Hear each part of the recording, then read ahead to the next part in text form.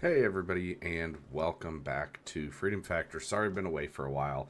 Um, Life has been busy, and I was just thinking about this the other day. I haven't done really anything since Charlie Kirk was murdered, and wow, it's been a while. So I apologize. I'm back, and I didn't mean for this to have kind of like a almost roundabout kind of way, but what I wanted to talk about today was, and if you can't tell from the title, my stance on Israel has really made kind of I want to say, an evolution. That's the best way I can put it, and it really is the best way I can kind of detail it without getting too crazy. So full disclosure, I used to be a pretty ardent Zionist. I was kind of along the lines of, you know, really just that whole Christian Zionism bit. I've always been a Christian for many years. I consider myself saved as of like really 2006. But I mean, I was raised Christian, and I've always believed that Israel is, one of the good guys. I always was of that mentality, especially growing up. I became friends in high school with a girl who was from Israel. She and I really had good conversations about Israel and about everything. And then, as consequence would have, she returned to Israel after high school, and entered into the IDF, and then she married somebody while they were in the IDF together. Uh, and I haven't spoken to her in many years, but that is kind of the nexus of where my support for Israel kind of was grounded to. That I had a personal interest in the, I guess, the propagation of Israel. I had, like, I had kind of a dog in the fight, if you will. And so from there, I was one of those people, and um, I've always been open to my mind being changed, and that's why I have shifted in the years since away from that previous mentality. And my mind changes when I learn new information. When I like to read. I like to look into things. I like to gather information and come to a conclusion based upon that information. And so with that, I would almost say that my inspiration for my changing opinion on Israel can largely be credited to three individuals. The first is Daryl Cooper. I didn't listen to the entirety of it, but I listened to several episodes of Fear and Loathing in the New Jerusalem. His kind of deep dive historical series on pre 1948 Israel. The Zionist movement, the pogrom, starting, he started way back with the pogroms, and it could even go further back if you really want to ancestrally look at the history of the region in Israel. It really kind of goes back to the conquest of the Holy Land by the Muslim Caliphate, and that's what that kind of precipitated the Crusades, which I could do a whole episode on the Crusades. I won't.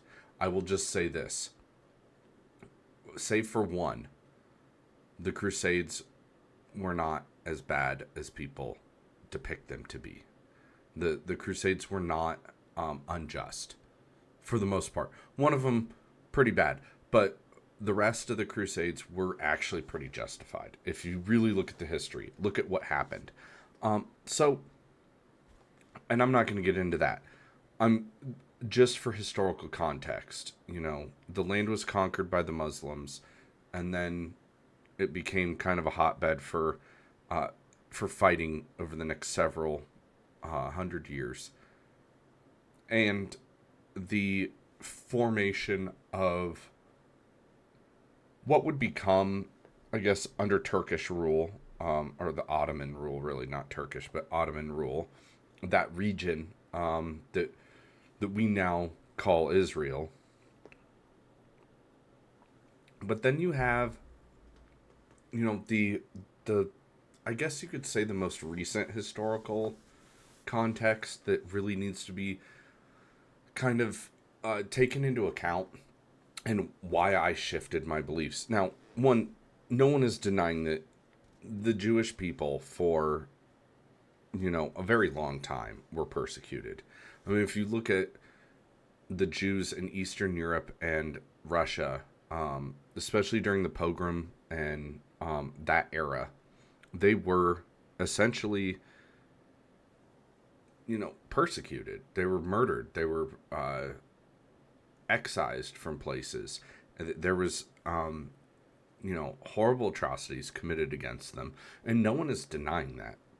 I haven't heard anyone reputable deny that there was some pretty awful treatment. And so them desiring a homeland, the whole Zionist movement was born of that, where they wanted a homeland. And of course they view it as that region as their ancestral homeland. And so there was kind of this shift, and the European Jews wanted to settle in what was the Ottoman Empire, and then what would later become the Palestinian Protectorate under the British rule after World War One. And that's really where the historical context is very important, because you have to understand what the mentality was. And I feel like Daryl Cooper does a really good job of kind of showing both sides. Yes, these people were subjected to awful treatment, and they went to this area, and they originally wanted kind of a peaceful coexistence with the Palestinians. And of course the Palestinians, had every right to that land as anybody, because that was where they had lived for generations. And so to have the Zionists move in, and the Palestinians, in very typical Muslim tradition, welcome these people as guests and welcome them in, but they didn't want to be ruled. That was the thing. They were like, no, we can accept these people here, but they're not going to be in charge. They can share.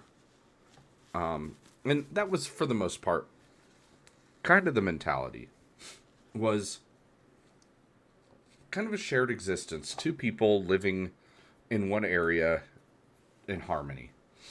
And it would have been fine for that. That would have been a very desirable outcome. However, that didn't happen. The Zionists wanted to control. They wanted to rule. They wanted to forge their own destiny. And, I mean, you can't really fault them. I mean, they have very diametrically opposed beliefs to the Muslims. I mean, Judaism and Islam, as much as people try to say, well, they're both Abrahamic religions, no, they're not. Islam is very different from Judaism. And Islam is extremely different from Christianity. I mean, straight up, Islam rejects the idea that Jesus was crucified. And at least the Jews recognize Jesus was crucified. They just don't recognize his divinity. And that is where there's a big disconnect between the religious ideals. And that's where I say I disagree with what modern Jews believe, unless they're Messianic Jews. And I say, okay, well, hopefully they come around one day, as, the Bible kind of depicted, that that one day they would come around with the second coming of Jesus. So that all is fine. But then the Zionist movement teetered into a very dangerous area. It was after World War II, and the Holocaust was terrible. I'm not, and I don't believe that Daryl Cooper ever denied the Holocaust. He flat out said, he goes, Hitler is absolutely responsible. Um, Hitler is responsible for all the deaths of millions of Jews. And even if he wasn't directly involved with their killing, even the Jews that died not by malicious means, but just, starvation or malnutrition, what have you, he still holds responsibility. It's Dave Smith, who's another person who helped me come to this, I guess, this revelation, this new thinking, my changing opinion. Dave Smith holds a lot of the responsibility for that. His arguments are very compelling and convinced me that, yeah, this is kind of, how things are. This is, yeah, I agree. And so following World War II, the Zionists want to liberate this land and have it be theirs, and they resorted to terrorism to force the British out, and it worked. I mean, there you can go into the history and see for yourself that the early Zionists were they conducted acts of terrorism against the British rule, and the Brits pulled out, and somehow, and I'm not going to get into it, but they had a lot of influence, and they were viewed as the victims. European Jews were viewed as the victims after World War II because of the Holocaust, and no one is denying that. I'm not denying that.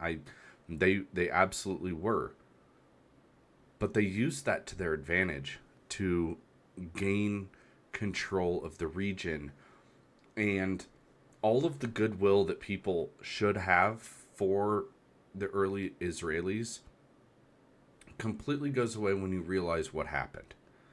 700,000 Palestinians were forced from their homes at the threat of violence, or sometimes actual violence, and they committed ethnic cleansing to obtain what would become, in 1948, the State of Israel.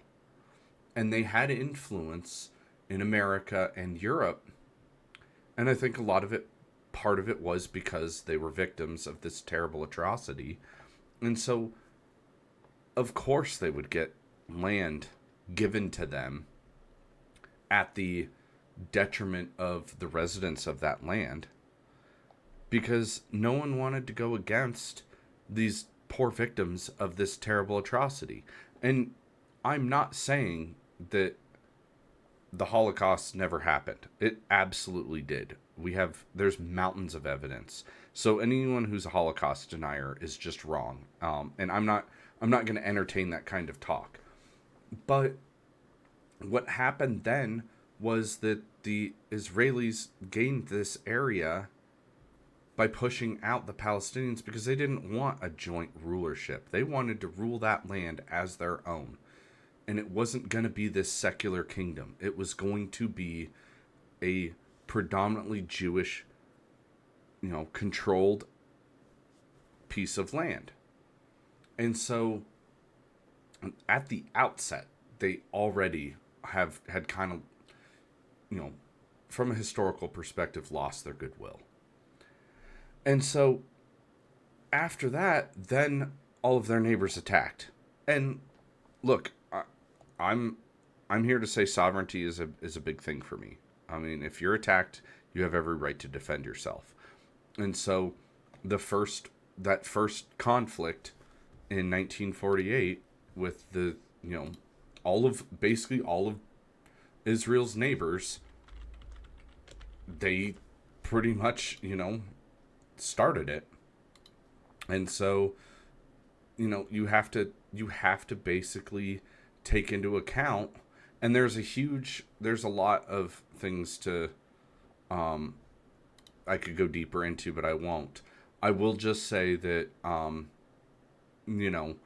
after 1948, they became the state of Israel, and David Ben-Gurion declared the establishment of a Jewish state. And then after that was, that was at the expiration of the British Mandate.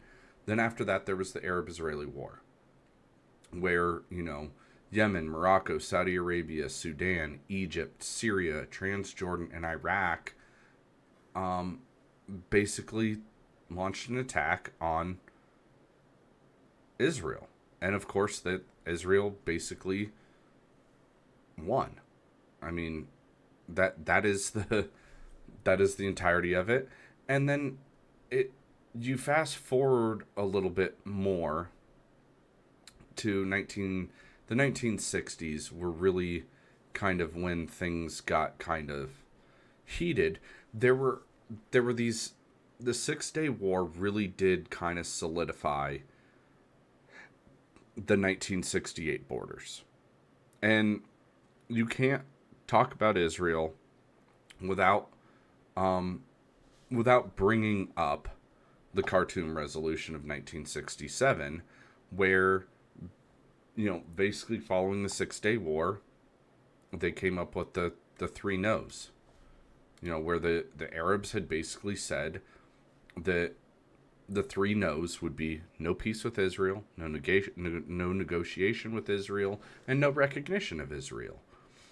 And that Arab League summit concluded with basically a forever kind of conflict with Israel, and Israel took more territory. And of course they gave the Sinai back to Egypt. They gained essentially the Golan Heights, the West Bank, and Gaza Strip. And that's the 68 borders is talked about a lot. However, following that, it just continued to be this constant onslaught of, the Palestinians attacking Israel, Israel defending themselves, and there had been, war basically throughout. And I'm not siding with the Palestinians here. I'm not siding with the Israelis here. Objectively, both sides kind of did commit wrong acts. I mean, the Palestinians conducted suicide bombings and acts of terror against the Israelis, but the Israelis also occupied the West Bank and the Gaza Strip. And so when and people try to say, well, whatever, there'd been multiple attempts at a two-state solution, but Israel was never going to get behind it either. Everybody says that the Palestinians opposed a two-state solution, and their acts of terror proved that they didn't want a two-state solution. They wanted to defeat the Israelis and take the land back for themselves. And let's be honest, the Israelis never wanted a two-state solution either. And I mean, you can look at the Labor Party movement among Israel, and possibly there was a chance. But the Likud party, which is currently in power, which is what Benjamin Netanyahu belongs to, never wanted a two-state solution. In fact, their sights were set on what Netanyahu calls the Greater Israel. And so we fast forward to 2005, where this is where people use a lot of, I guess you could say, conjecture and false information. Because in 2005, they withdrew Israeli forces from Gaza. And everybody says the Gazans held an election and they elected Hamas. Well, it's hard. It's a little more complicated than that. And at the time, I was not really aware of this. I didn't really pay attention. I knew that there was conflict between the Palestinians and the Israel, the Israelis. I understood that much, but I didn't understand the full context.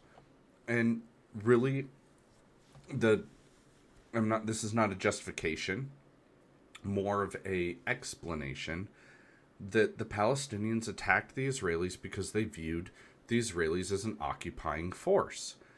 They had no means to really establish a central government in Gaza.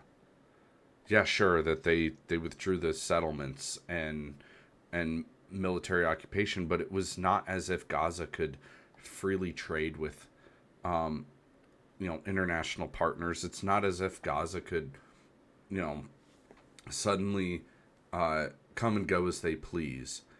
And so there couldn't ever be a real state there.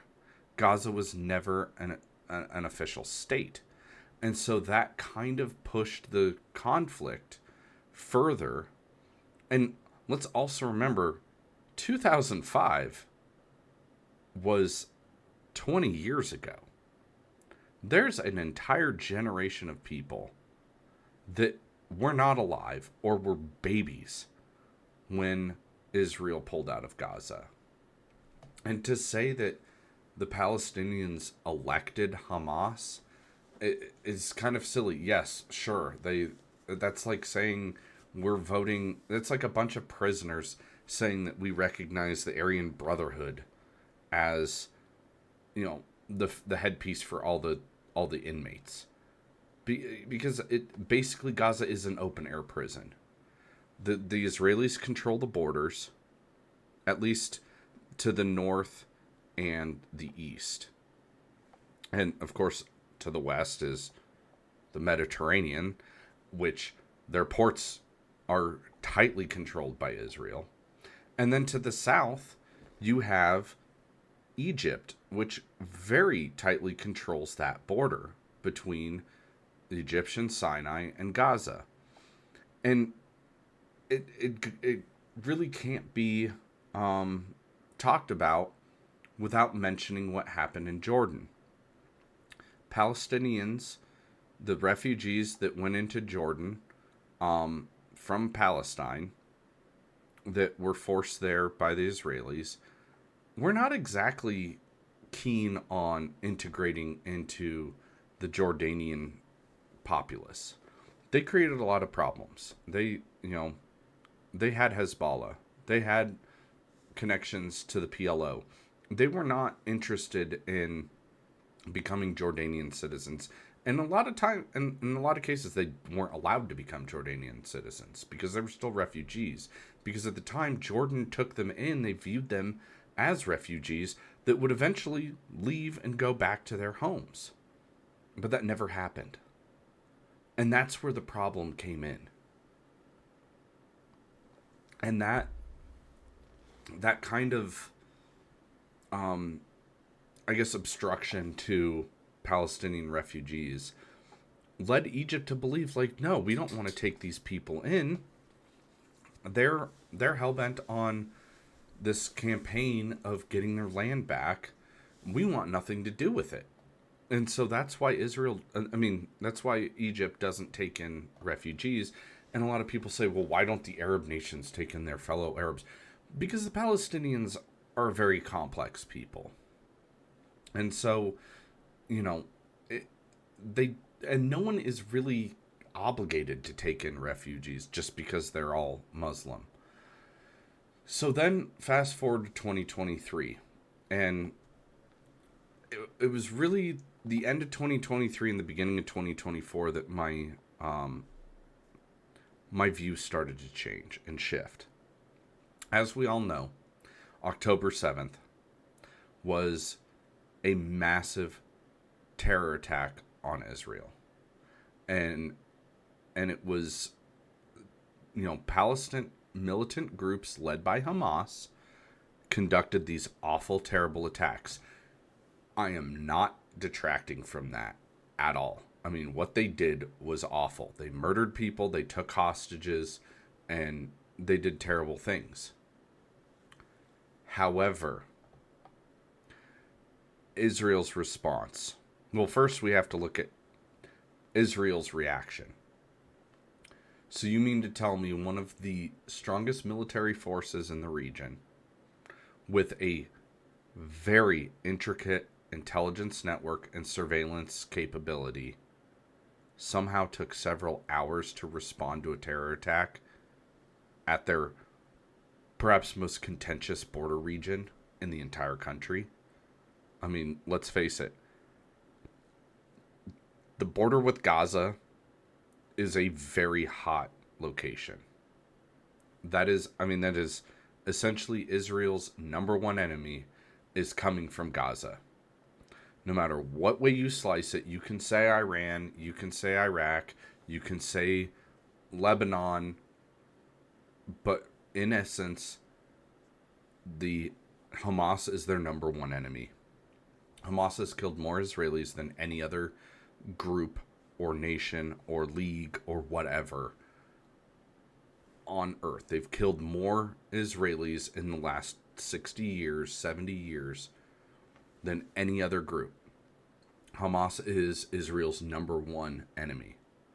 And you mean to tell me that they somehow dragged their feet in responding to what would be the worst terrorist attack against Israel since their birth as a nation? And so then following that, their response, the war in Gaza since October of 2023 has really shifted my views. Now, what has not helped is that there's this pervasive mentality, especially among conservatives, that say any criticism of Israel is one of two things. Either you're siding with Palestinians or you're an anti-Semite.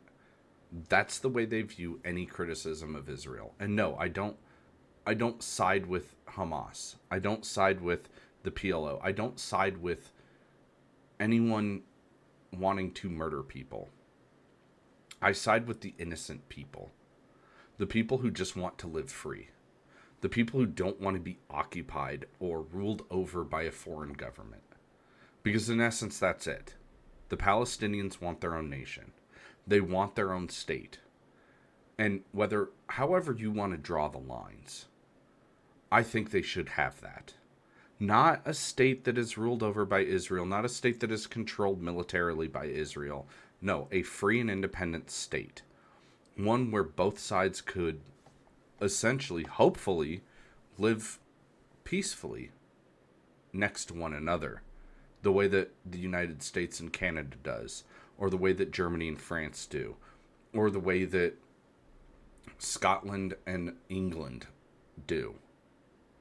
And let's not kid ourselves. The history between Scotland and England is not exactly all sunshine and rainbows.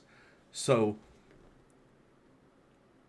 there is a pervasive view, especially on the right, especially among neocons and the Zionist folks like Ted Cruz, Mark Levin, Ben Shapiro, where they say if you oppose Israel's actions or if you criticize Israel's actions, you're an anti-Semite.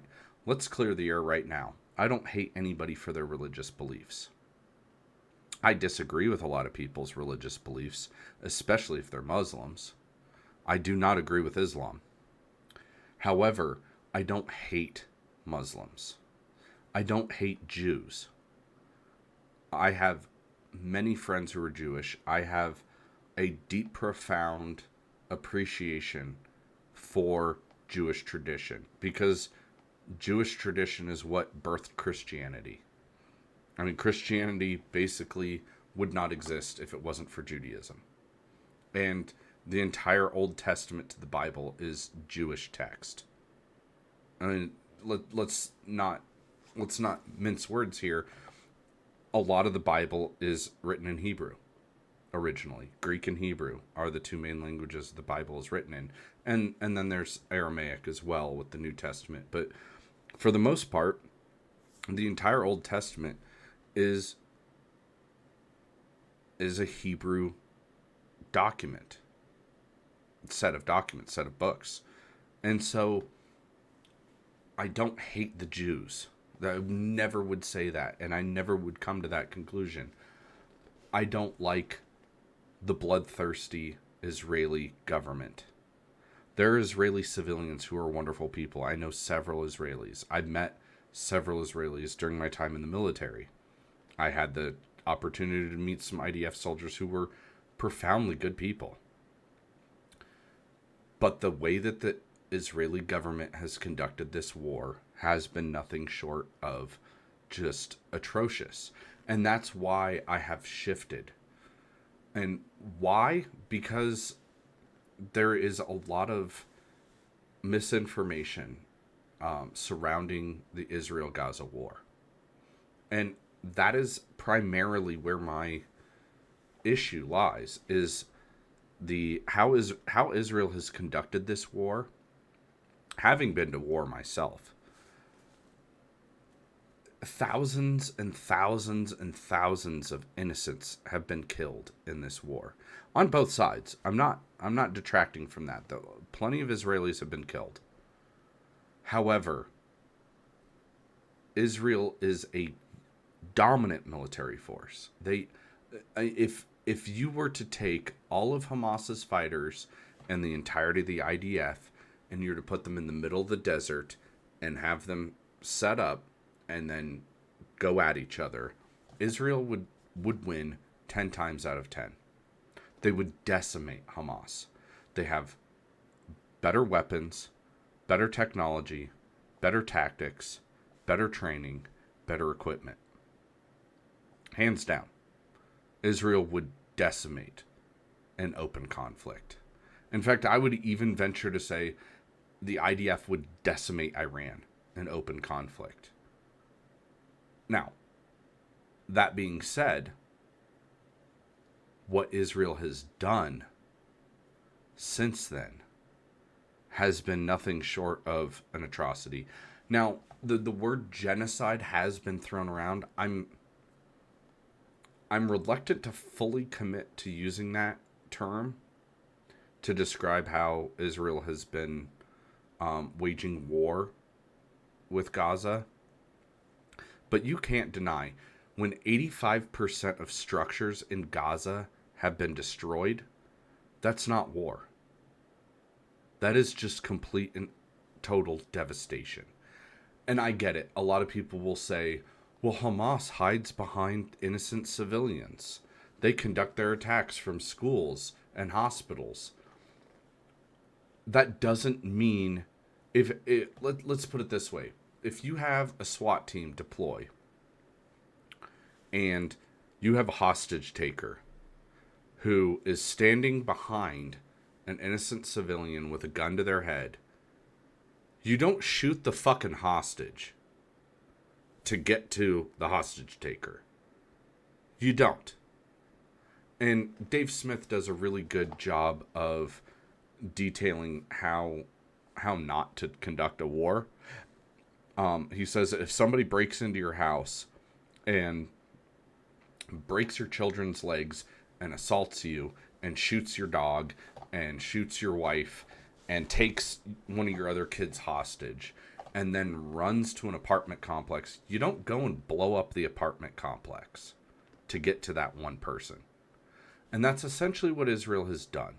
Israel has conducted a massive military campaign against Gaza where, sure, they say that they're only going after Hamas and they're only going after militants and all that. And a lot of people use this, well, Israel warns people before they conduct bombings.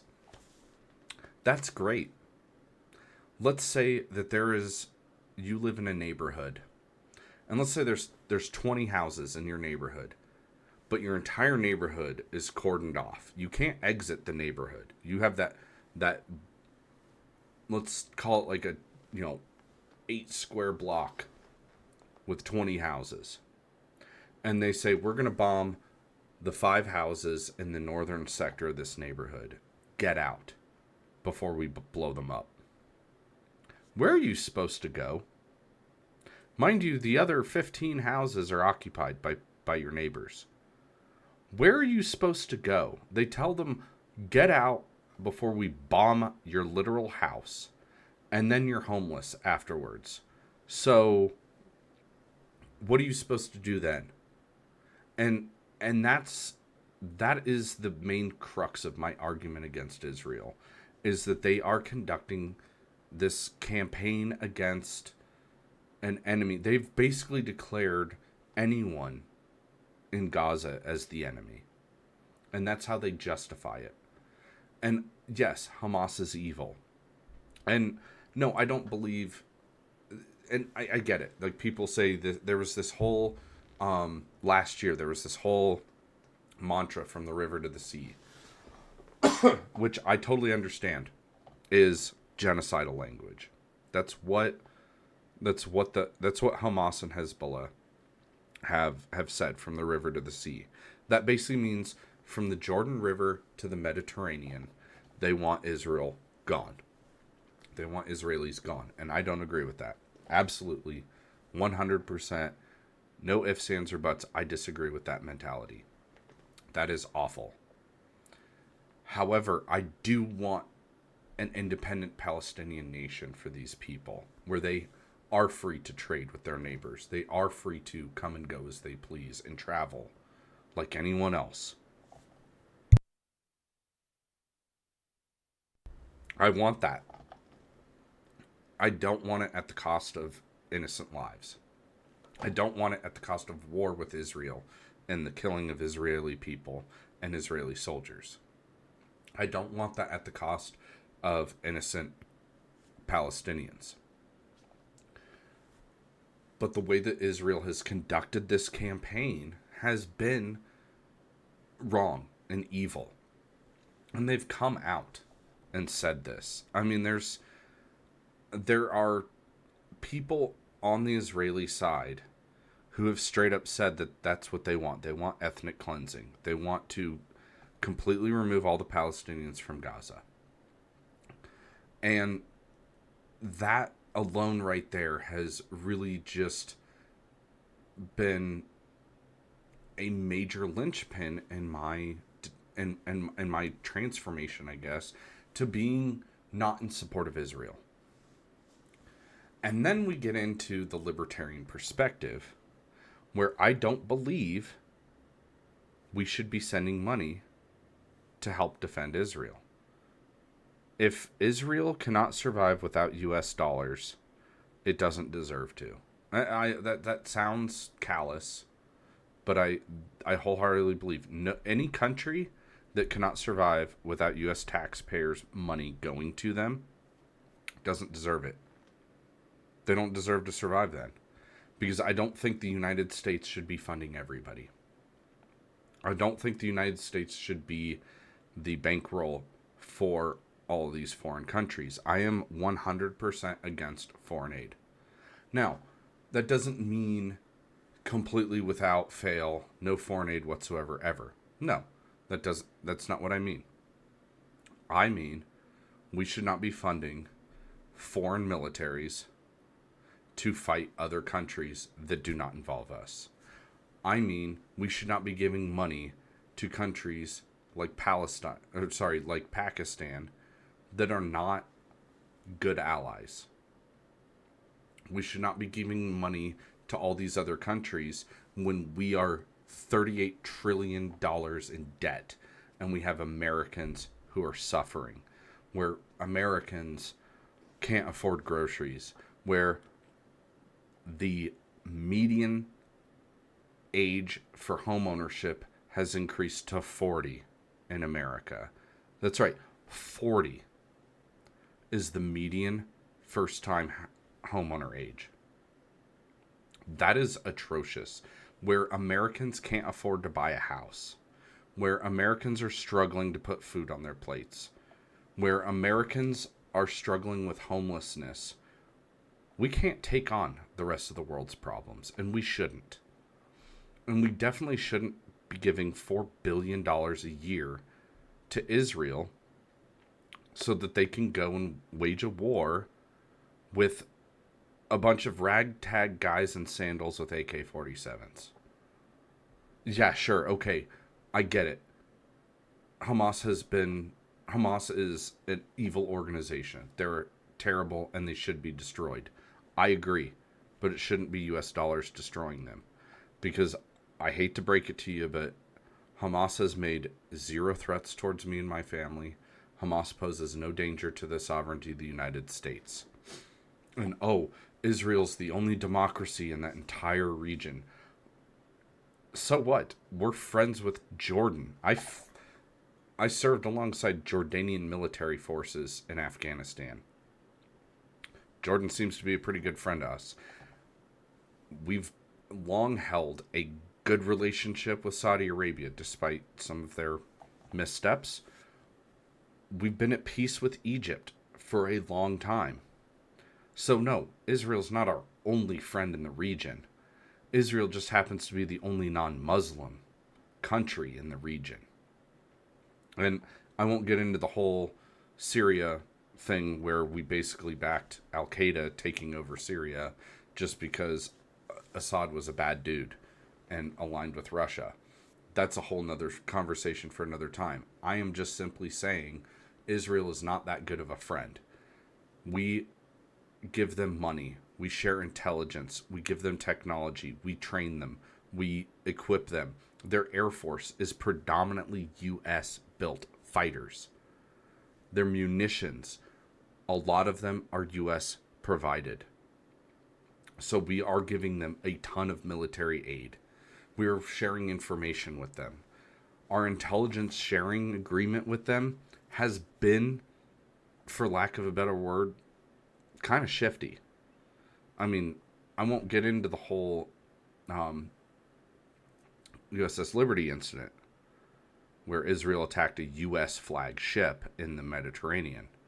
I won't get into that because that was years ago. I'm talking about currently. And there's a lot of people who say Israel was one of the major forces behind us going to war with Iraq. And I agree. I think Israel saw benefits to that. Israel was also the main reason we attacked Iran, and we dropped bunker busters on Iran, a sovereign nation that we were not at war with.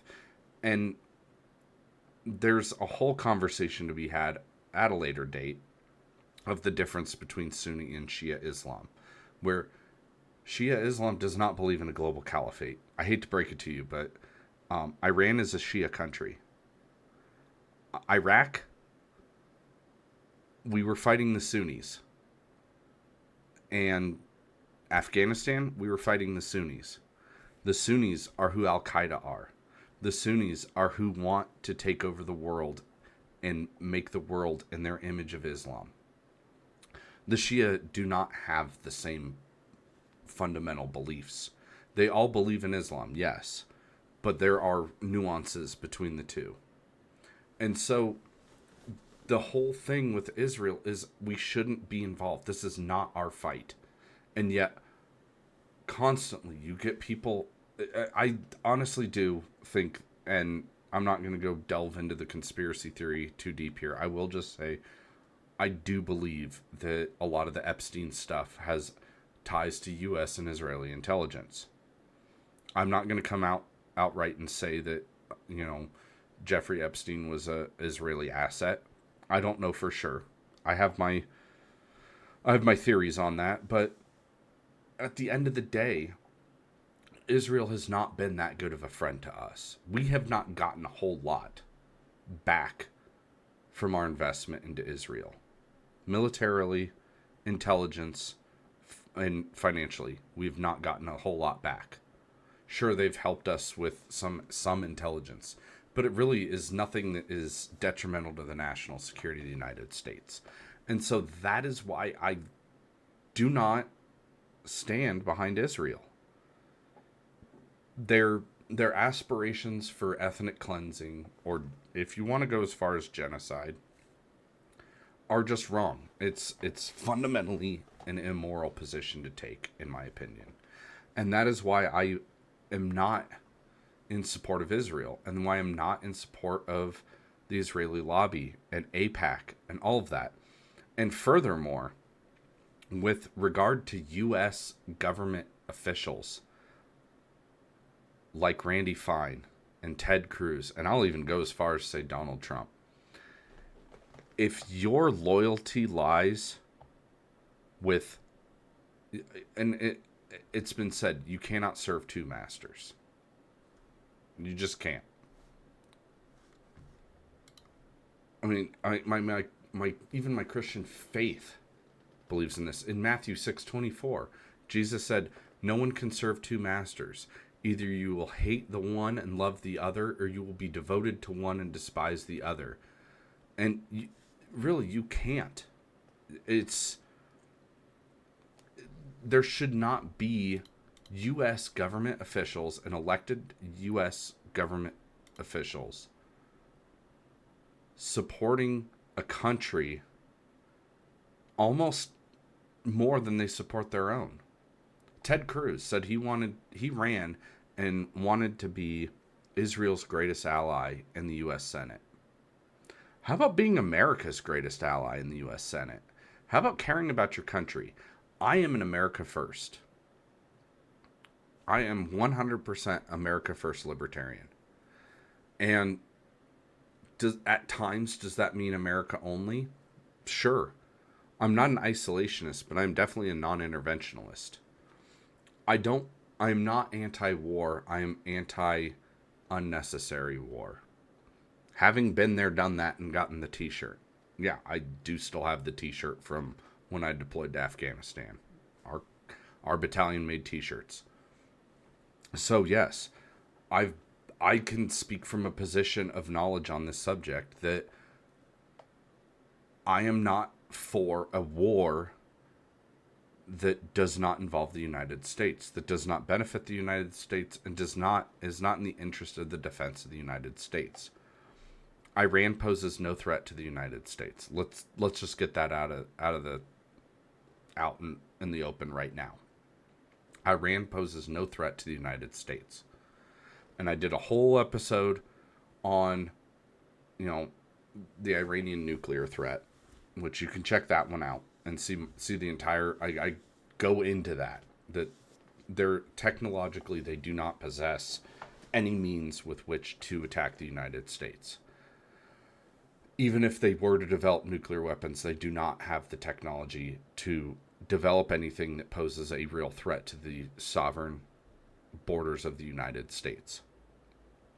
Gaza does not pose any threat whatsoever to the United States. Hamas does not pose a threat whatsoever to the United States. So all of this is not to the benefit of the United States. And in fact, Israel has conducted the most destructive bombing campaign in modern history against Gaza. I can't stand behind that. And it doesn't mean, and this idea that there's this false equivalency. If you don't support Israel, you have to support Hamas. No, I don't support either. And it doesn't mean my criticism of Israel does not mean I hate the Jewish people. That couldn't be further from the truth. It means I don't support the Israeli government and their actions. Pure and simple, plain as day. I do not support them.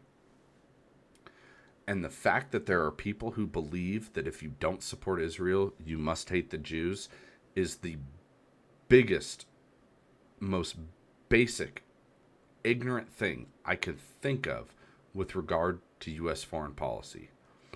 Because I love the Israeli people. I've always wanted to visit Israel and go visit the Holy Land and see the holy Christian sites. I've wanted to go see the tomb. I've wanted to go to the Temple on the Mount. I've wanted to go, see Bethlehem and all of these areas that are very historically significant to my faith. But I do not support the Israeli government and their actions against Gaza and their actions against their neighbors. I cannot support that. I didn't support the Israeli attack on Iran. I don't support the Israeli attack on Gaza. I support them defending themselves. I support them doing what they can to get the hostages back, which thank God that was able to, actually come to fruition. But it's no surprise that the ceasefire did not last. It didn't. And so, and I put most of the blame with Netanyahu. I do not think Netanyahu is a good person. I used to look up to him. Full disclosure, back when I was all, 100% behind Israel, and I've made comments that I regret, where I've said that Israel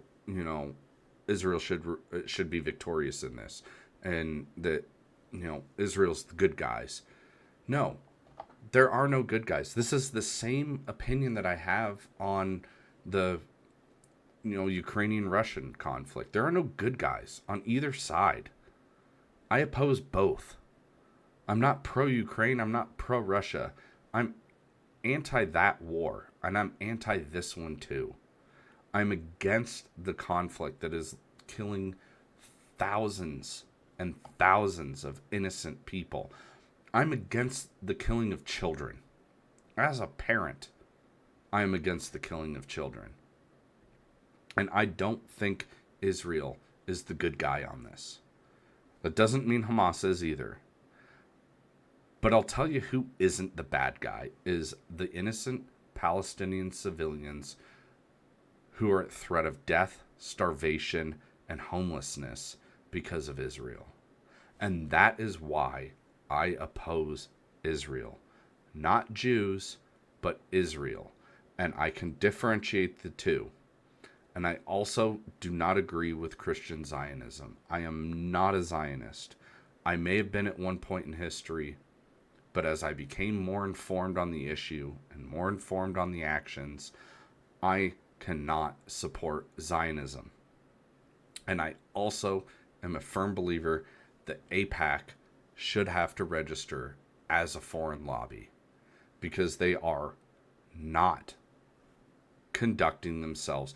They say I think people like Miriam Adelson and Mark Levin and Ted Cruz and Randy Fine, if you all love Israel so much, fucking go there. Because you're not putting America first. You're not putting the interest of America before anyone else. And that is wrong. And I do not agree with that. And I think this is 100% why I subscribe to the Ron Paul mentality of we should not get involved in these useless wars. Period. We should not. And that is why I oppose Israel. Not because of who they are, but because of what they do. And it's plain as day. So, anywho, I welcome any rational discussion on this, any respectful discussion on this. But at the end of the day, I don't support Israel, not because they're Jewish, but because of what they've done. And anybody who comes out and says, well, you're just an anti-Semite, I won't entertain that level of ignorance because that is untrue. I oppose mostly the Likud party in Israel. And I oppose Benjamin Netanyahu, who I think is a war criminal. And yes, the ICC has warrants out for him for his crimes against people. And the fact that if there's no international body to bring accountability and bring people to justice, then we have none. And so I oppose Israel for the fact that they should not be conducting this war in the manner in which they are.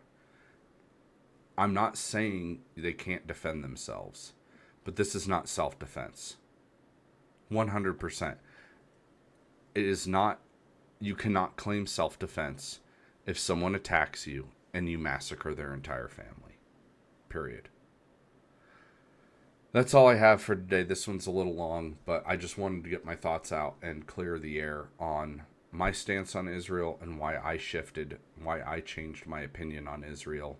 But I did neglect to say, so I said Daryl Cooper and Dave Smith. Also, the great Scott Horton helped me to change my opinion as well. But predominantly it lies with Daryl and Dave. That's where the nexus of my opinion change has originated. And yeah, check out their works. Part of the problem, Dave Smith has been tremendous in his spreading information and getting the word out, and just speaking his mind.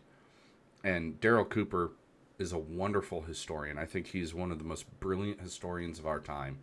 And I can't say anything nicer about the guy. I really do.